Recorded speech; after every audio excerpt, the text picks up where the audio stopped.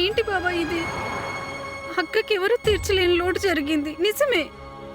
అలా అని అక్క బాధకి తోడుగా ఒంటరితనాన్ని ఇస్తే ఆ బాధ రోజు రోజుకి పెరుగుతుంది తప్ప తగ్గదు.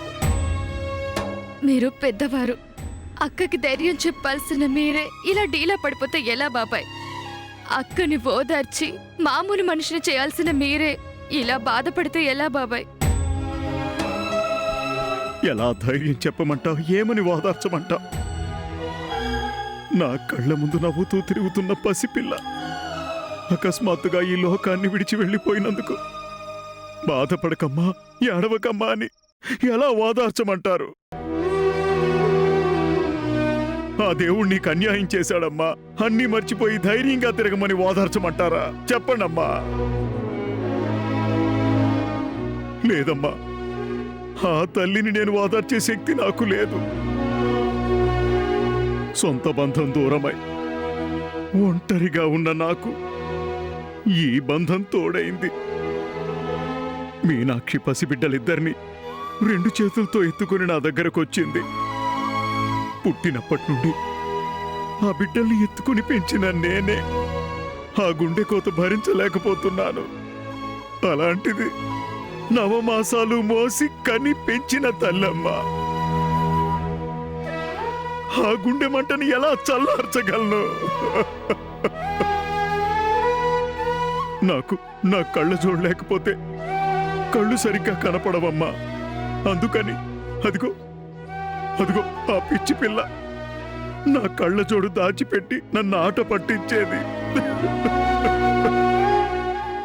కానీ ఇప్పుడు కళ్ళజోడు పెట్టుకున్నా కూడా నా మనవరాలు నా కళ్ళకు కనిపించడం లేదమ్మా.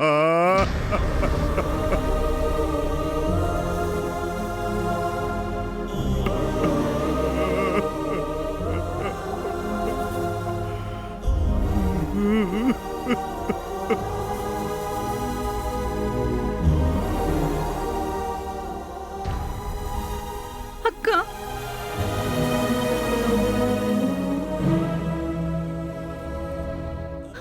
నీకు ధైర్యం చెప్పడానికి భుజం మీద చెయ్యి వేయగలిగాను. ఓదార్పుగా 4 మాటలు చెప్పడానికి గొంతులోని మాట బయటికి రావడం లేదక్క. నిన్నే పరిస్థితుల్లో చూస్తుంటే గుండె తరుక్కుపోతుంది అక్క.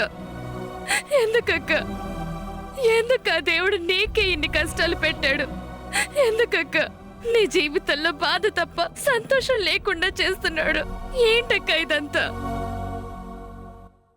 అక్క, జై ఎక్కడా? జై జై అమ్మా, అలాంటి వాళ్ళది నిజమైన ప్రేమ కాదు, అది వ్యామోహం.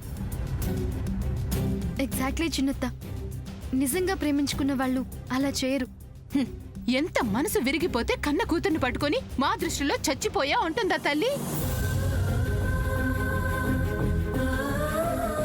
అది సరే అమ్మా, తన కూతురుతో తన మాట అనేటప్పుడు ఆమె మాటల్లో వ్యథ, కళ్ళల్లో బాధ గమనించావమ్మా?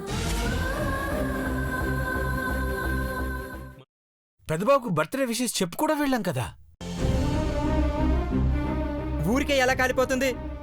మంట పెడితేనో పడితేనో తగలబడుతుంది.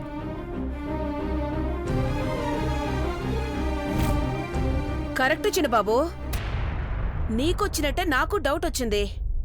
పార్వతే షర్టును తగలబెట్టిందనుకుంటా.